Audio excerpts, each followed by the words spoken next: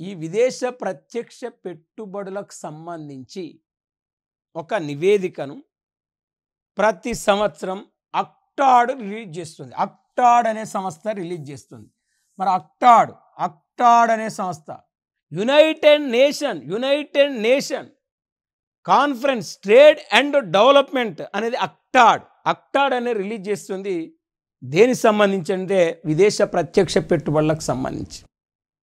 మరి ఈ అక్టాడ్ 2024 జూన్ 20వ తారీఖు నాడు అక్టాడ్ నివేదికను విడుదల చేయటం జరిగింది. 2024 జూన్ 20న అక్టాడ్ నివేదికను రిలీజ్ చేయటం జరిగింది.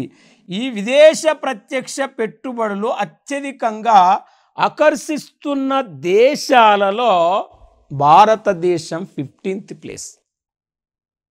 అంటే విదేశ ప్రత్యక్ష పెట్టుబడులను అత్యధికంగా ఆకర్షిస్తున్న దేశాల్లో భారతదేశం 15వ స్థానంలో ఉందంటే మనకంటే విదేశ ప్రత్యక్ష పెట్టుబడులు ఎక్కువగా ఆకర్షిస్తున్న దేశాలు 14 దేశాలు ఉన్నాయి.